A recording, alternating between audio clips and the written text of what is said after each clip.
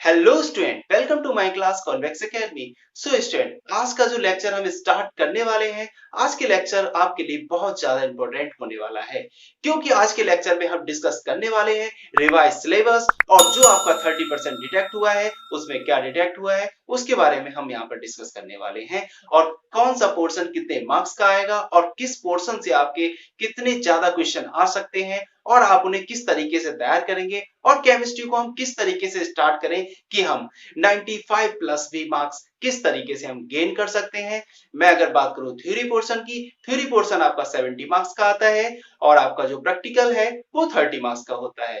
तो 30 मार्क्स अगर प्रैक्टिकल की बात करें तो वो तो हमारा हो ही जाता है। अब अगर बात हम करेंगे यहाँ पर केवल थ्योरी पोर्शन की, थ्योरी पोर्शन में हमें क्या करना है, थ्योरी पोर्शन में हम ज्यादा से ज्यादा मार्क्स को गेन करने के लिए हम क्या कर सकते हैं इसके बारे में हम डिस्कस करने वाले हैं। तो सबसे पहले मैं बात करूंगा रिवाइज सिलेबस कि रिवाइज सिलेबस में आपके कौन कौन सी यूनिट का डिटेक्शन हुआ है और कौन सी यूनिट आपके जो है उनमें क्या डिटेक्शन हुआ है और किस तरीके से वो यूनिट जो आपकी रह गई है वो कौन कौन सी यूनिट है उसके बारे में डिस्कस हम कर लेते हैं। सो स्टूडेंट देखते हैं, मैंने यहाँ पर कुछ सिलेबस जो आपका हुआ है उसके बारे में मैंने यहाँ पर बोर्ड पर लिख रखा है। सो स्टूडेंट स्टार्ट करते हैं। सो स्टूडेंट, मैंने रिवाइज सिलेबस को 3 पार्ट्स में कैटेगराइज किया है। अगर मैं उन 3 पार्ट्स की बात करूं तो मैंने part A, part B and part C में कैटेगराइज किया है। और जो कैटेगराइज किया है वो किस बेस पर किया है, अगर मैं कैटेगराइज की बात करूंगा तो आपकी जो केमिस्ट्री की 3 ब्रांच है, 3 मेन ब्रांच ऑफ केमिस्ट्री कहलाती हैं, जो आपकी mostly physical chemistry, inorganic chemistry and organic chemistry. किस तरीके से उनमें किस डिवाइड किया है मैंने, तो मैं आपको बताता हूं। यहाँ पर देखिए, यहाँ पर फर्स्ट, सो स्टूडेंट मैंने यहाँ पर पार्ट ए को कैटेगराइज किया है। तो पार्ट ए यहाँ पर देखते हैं, फर्स्ट है आपका सॉलिड स्टेट, सेकंड है आपका सॉल्यूशन एंड थर्ड है आपका इलेक्ट्रोकेमिस्ट्री एंड फोर्थ है आपका केमिकल काइनेटिक्स एंड 5 है आपका सरफेस केमिस्ट्री। 5 यहाँ पर 5 चैप्टर जो आपके इंक्लूड किए गए हैं वो फिजिकल केमिस्ट्री से रिलेटेड है और कुछ ना कुछ पोर्शन यहाँ पर डिटेक्ट भी किया गया है। प्रत्येक आपके जो चैप्टर है उनमें कुछ ना कुछ डिटेक्शन हुआ है। अगर यहाँ पर डिटेक्शन की बात करें तो जो भी आपका डिटेक्शन हुआ है तो वो हर चैप्टर में से थोड़ा थोड़ा डिटेक्ट हुआ है। अगर इन चैप्टर में डिटेक्शन की बात करूंगा मैं तो आपको पीडीएफ में लिंक मिल जाएगा, आप वहां पर देख सकते हैं कि क्या क्या सिलेबस हमारा डिटेक्ट हुआ है। मोस्टली जो सिलेबस को डिटेक्ट किया गया है तो मोस्टली वो सिलेबस आपके इन चैप्टर्स में से वो सिलेबस को डिटेक्ट किया गया है जो मोस्टली एग्जाम में थोड़ा कम पूछे जाते थे, लेकिन फिर भी अगर डिटेक्ट किया गया है तो जाहिर सी बात है आपको काफी उसमें हेल्प मिलेगी जिससे आप अच्छे से अच्छे मार्क्स गेन करेंगे, क्योंकि आप उन टॉपिक को अभी एकेडमिक सेशन के अकॉर्डिंग नहीं पढ़ने वाले हैं। अगर मैं बात करूं इन 5 चैप्टर को कंप्लीट करने की, अगर आप इन्हें कंप्लीट करना चाहेंगे तो अगर आप रेगुलर 3 to 4 आवर्स स्टडी करते हैं तब आप इन्हें 1 to या 1.5 मंथ में कंप्लीट कर सकते हैं। 1.5 मंथ में कंप्लीट अगर आप इसे कर लेते हैं तो आपका जो फिजिकल केमिस्ट्री का पोर्शन है वो 23 मार्क्स का आपका कवर हो जाएगा। इसमें कुछ न्यूमेरिकल भी दे रखे हैं। अगर मैं बात करूं सरफेस केमिस्ट्री की तो सरफेस केमिस्ट्री में कोई न्यूमेरिकल नहीं करेंगे आप। सरफेस केमिस्ट्री में न्यूमेरिकल नहीं है, आप केमिकल काइनेटिक्स में न्यूमेरिकल करेंगे, इलेक्ट्रोकेमिस्ट्री में न्यूमेरिकल करेंगे, सॉलिड स्टेट में एंड सॉल्यूशन में भी आप न्यूमेरिकल यहाँ पर करेंगे। न्यूमेरिकल पोर्शन बहुत ज्यादा नहीं है, थोड़ा ही दे रखा है, फिर भी आप यहाँ पर अगर न्यूमेरिकल पोर्शन कर लेते हैं तो आप 23 में अच्छे खासे मार्क्स गेन कर सकते हैं। नेक्स्ट अगर मैं बात करूंगा पार्ट बी की, पार्ट बी आपका है इनऑर्गेनिक केमिस्ट्री। ये आपका बहुत ही इजी पढ़ने वाला है। इनऑर्गेनिक केमिस्ट्री इतना इजी हो जाएगा क्योंकि यहाँ पर पी ब्लॉक और F block and D block के बीच एक कोरिलेशन अगर बनाकर आप लोग स्टडी करते हैं तो आपको P block, D block, F block में कोई भी प्रॉब्लम नहीं होगी। यहाँ पर अगर पी ब्लॉक की बात की जाए तो बहुत सारे जो कंपाउंड है जो आपके इसमें पी ब्लॉक एलिमेंट में 4 आप ग्रुप पढ़ने वाले हैं। 4 ग्रुप में अगर मैं बात करूं तो नाइट्रोजन फैमिली, सेकंड है आपका ऑक्सीजन फैमिली एंड थर्ड है आपका हेलोजन फैमिली एंड फोर्थ है आपका इनर्ट गैसेस। मोस्टली अगर इनर्ट गैसेस की बात करें तो इनर्ट गैसेस में केवल आप उनकी स्टडी करेंगे, उनकी यूजेस देखेंगे, जो इनर्ट गैसेस होती हैं उनकी यूजेस एंड एक कंपाउंड भी दे रखा है जो कि जीनोम के साथ ही कंपाउंड का फॉर्मेशन करता है, आपको उस कंपाउंड की स्टडी करनी है। नेक्स्ट है आपका D block and F block. D block and F block को पहले अलग अलग यूनिट में दे रखा था, वहीं पे यहाँ पर अब दोनों यूनिट एक साथ कर दी गई है तो एक आपकी यूनिट बना दी गई है जिसमें आपको ज्यादा प्रॉब्लम नहीं आने वाली है।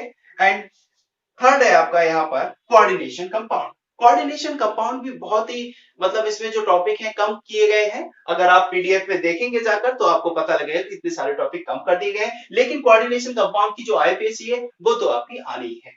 अगर आप इन चैप्टर्स को कंप्लीट करना चाहेंगे, अगर आप बहुत अच्छे से स्टडी करते हैं तो आप इसे 1 मंथ में कंप्लीट कर सकते हैं, क्योंकि इधर ये 4 फैमिली है एंड डी ब्लॉक ये सिमिलरिटी शो करती है। और जब आप सिमिलरिटी के साथ दोनों में कंपैरिजन करते हुए अगर आप पढ़ेंगे तो आपको ये जो ग्रुप है या जो एलिमेंट है बहुत अच्छे से लर्न हो जाएंगे। एंड सेकंड आपका जो कोऑर्डिनेशन कंपाउंड है, कोऑर्डिनेशन कंपाउंड में आईपीएसी करेंगे एंड बर्नर्स थ्योरी दे रखी है किस तरीके से कोऑर्डिनेशन कंपाउंड का फॉर्मेशन होता है और कुछ स्ट्रक्चर्स होंगे इसमें जो कि आपको करने होंगे। ये जो आपका पोर्शन है ओनली 19 मार्क्स का आने वाला है, ठीक है। ये जो पोर्शन है आपका 19 मार्क्स का आने वाला है, ये आपका 23 मार्क्स का आने वाला है, जो कि आपका ये फिजिकल केमिस्ट्री है एंड ये जो 19 मार्क्स में ये आपका क्या है, इनऑर्गेनिक केमिस्ट्री। अब अगर हम पार्ट सी की बात करें, पार्ट सी आपका क्या है, पार्ट सी आपका ऑर्गेनिक केमिस्ट्री से रिलेटेड है। अब ऑर्गेनिक केमिस्ट्री से रिलेटेड जो पोर्शन है वो काफी बड़ा होने वाला है यहाँ पर, क्योंकि ये 28 मार्क्स का है। कितने मार्क्स का है? 28 मार्क्स का। Halo alkanes and halo arenes, यहाँ पर फर्स्ट आपका रहेगा पार्ट सी में halo alkanes and halo arene, and second आपका alcohol, phenol and ether, and third है आपका aldehyde, ketone and carboxylic acid, and fourth है आपका एमाइंस, एंड 5 है आपका बायोमोलिक्यूल्स। और इसके बाद जो 2 चैप्टर थे आपके वो डिटेक्ट कर दिए गए हैं। वहीं पे अगर 6 चैप्टर की बात करें जो सेपरेशन मेटलर्जी से रिलेटेड था उसे भी यहाँ पर रिमूव कर दिया गया है। तो ओवरऑल आपके 3 चैप्टर यहाँ पर डिटेक्ट किए गए हैं और बाकी जितने भी आपके जो चैप्टर यहाँ पर इंक्लूड किए गए हैं उनमें भी काफी सिलेबस को यहाँ पर डिटेक्ट किया गया है। सो स्टूडेंट, केमिस्ट्री का सिलेबस काफी कम हो गया है। अगर आप कंटिन्यूअसली मेहनत करते रहेंगे तो 4 to 5 मंथ में आप केमिस्ट्री को बहुत ही अच्छे से कंप्लीट कर सकते हैं। अगर मैं ऑर्गेनिक केमिस्ट्री के पोर्शन की बात करूं तो आप इसे 2 मंथ में बहुत ही अच्छे से कवर कर सकते हैं अगर आप रेगुलर स्टडी करते हैं। सो स्टूडेंट, आपका जो टोटल पेपर होने वाला है वो 70 मार्क्स का होगा। अगर ये तीनों पोर्शन की बात करें तो मैंने यहाँ पर अलग अलग कैटेगराइज किया है, उनके चैप्टर्स को भी आपको बता दिया मैंने। अगर आपको फिजिकल केमिस्ट्री में इंटरेस्ट है तो सबसे पहले आप फिजिकल केमिस्ट्री को स्टार्ट करेंगे। वहीं पे फिजिकल केमिस्ट्री को जैसे ही आप फिनिश करते हैं आप इनऑर्गेनिक केमिस्ट्री को स्टार्ट करिए एंड हेलो एल्केन्स या हेलो एरीन, ये पार्ट सी जो आपका इनऑर्गेनिक केमिस्ट्री का चैप्टर है ये भी आप कर सकते हैं। सो स्टूडेंट, आज के लेक्चर में मैंने आपको स्ट्रेटजी के बारे में बताया कि आप किस तरीके से अपनी केमिस्ट्री को तैयार कर सकते हैं, कौन सा पोर्शन कितने मार्क्स का आने वाला है, और जो डिटेक्ट हुआ है वो मैंने यहाँ पर सिलेबस आपके पीडीएफ लिंक में दे रखा है। आप वहां पर जाकर अपने पीडीएफ लिंक में जो भी डिटेक्शन हुआ है वो आप देख सकते हैं। सो स्टूडेंट, अब मैं आपको बताऊंगा कि किस तरह से आप 95 प्लस मार्क्स को गेन कर सकते हैं। तो फर्स्ट ऑफ ऑल, जैसे ही आप केमिस्ट्री को अगर स्टार्ट करने वाले हैं तो किस टाइप से आप अपनी केमिस्ट्री को स्टार्ट करेंगे, तो फर्स्ट ऑफ ऑल मैं आपको बताता हूं। सबसे पहले नेम ऑफ एलिमेंट, आपके पीरियोडिक टेबल में जितने भी एलिमेंट्स हैं उनमें से अगर देखा जाए S block element, P block element, D block element and F block element, overall जितने भी एलिमेंट हैं आपको उनके सिंबल आने चाहिए, उनके एटॉमिक नंबर आपको लर्न होने चाहिए। अगर आपको किसी भी एलिमेंट का एटॉमिक नंबर लर्न है तो आप उसी के अकॉर्डिंग उसकी वैलेंसी को फाइंड कर सकते हैं, और जब वैलेंसी को अगर आप फाइंड कर सकते हैं तो आप उसकी ऑक्सीडेशन स्टेट को भी फाइंड कर सकते हैं। ठीक है, नेक्स्ट अगर देखा जाए तो डिसोसिएशन ऑफ आयन भी आप एलिमेंट के यहां पर देख सकते हैं, किस तरीके से एलिमेंट में डिसोसिएशन ऑफ आयन होता है किसी भी कंपाउंड का, और किस तरह से वो कोवेलेंट बॉन्ड का फॉर्मेशन करता है। जब 2 या 2 से अधिक एलिमेंट आपस में कंबाइन करते हैं तो किस तरह से कोवेलेंट बॉन्ड का फॉर्मेशन करते हैं, और name of compound. First of all, अगर आप एलिमेंट को ही अगर लर्न कर लेते हैं एटॉमिक के बेस पर, valency, oxidation state, dissociation of ion, covalent bond and name of compound भी आपको लर्न करने होंगे। सो स्टूडेंट, अगर आप इन एलिमेंट को अच्छे से लर्न कर लेते हैं तो आप ये सारी चीज फाइंड कर सकते हैं उनके एटॉमिक नंबर के बेस पर। नेक्स्ट अगर मैं बताऊं कि आप अपनी केमिस्ट्री में जो आपकी रिएक्शंस हैं उन्हें कैसे लर्न कर सकते हैं। अगर मैं यहां पर कहूं आपसे, आपके जो भी चैप्टर हैं चैप्टर में जो भी रिएक्शन है उन्हें आप एक कॉपी पर नोट कर सकते हैं डे बाय डे।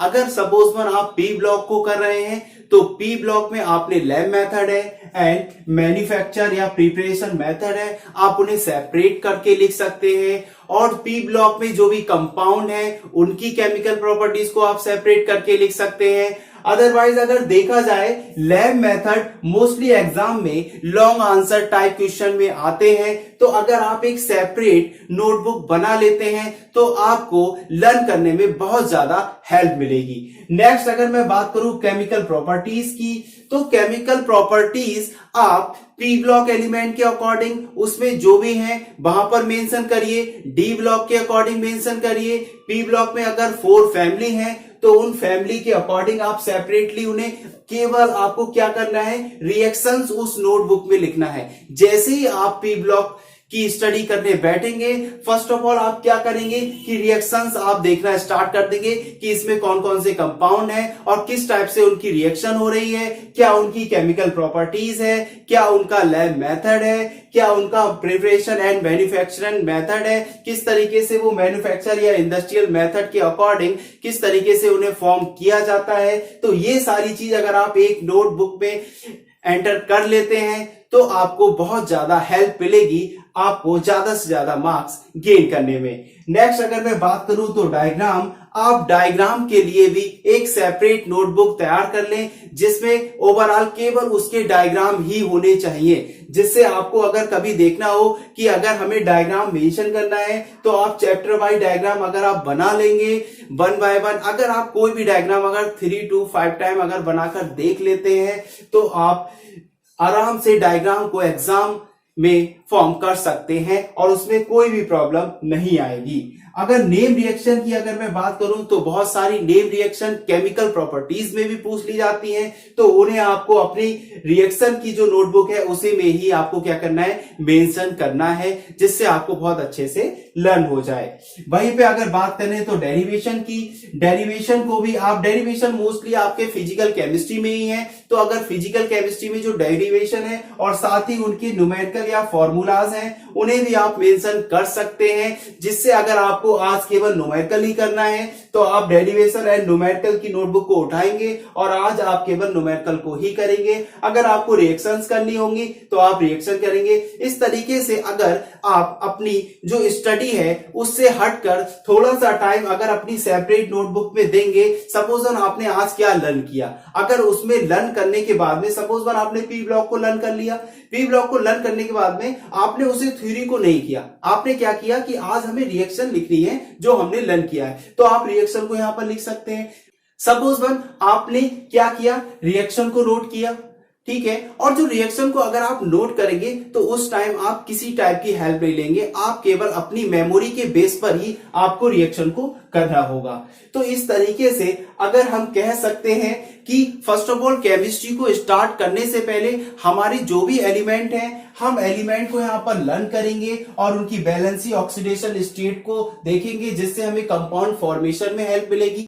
अगर आप किसी भी कंपाउंड का डिसोसिएशन करना जानते हैं तो आपकी जो रिएक्शन में मिस्टेक है वो बहुत कम होंगी, क्योंकि आपको पता होगा कि ये जो एलिमेंट है वो इस कंपाउंड के साथ ऐड होता है और इसकी वैलेंसी ये होती है। वैलेंसी के बेस पर, उसकी ऑक्सीडेशन स्टेट के बेस पर आप ये कंपाउंड फॉर्मेशन कर सकते हैं, जो आपकी केमिकल रिएक्शन लैब मेथड में कभी भी मिस्टेक नहीं होगी। इस तरह से आप अगर केमिस्ट्री को पढ़ेंगे कैटेगराइज करके, आपने जो भी है पार्ट्स को कैटेगराइज कर लिया है, आप रिएक्शन को अलग कर रहे हैं, डायग्राम को अलग मेंशन कर रहे हैं, न्यूमेरिकल आप अलग कर रहे हैं, उनके फॉर्मूला आपने नोट कर रखे हैं, तो इस तरीके से अगर आप कैटेगराइज कर लेते हैं तो बहुत ज्यादा हेल्प मिलेगी आपको अपने एग्जाम में, और एग्जाम में आप बहुत ही जल्दी अपना जो एग्जाम पेपर है वो आप सॉल्व कर सकते हैं बिना किसी प्रॉब्लम के। सो स्टूडेंट, आज का जो लेक्चर था वो रिवाइज सिलेबस के बेस पर था और आप 95 प्लस मार्क्स कैसे गेन करेंगे तो ये मैंने आपको बताया। सो स्टूडेंट, आई होप आपको लेक्चर बहुत अच्छा लगा हो। सो स्टूडेंट, हमारे चैनल को लाइक करें, सब्सक्राइब करें और ज्यादा से ज्यादा शेयर करें। Thank you student.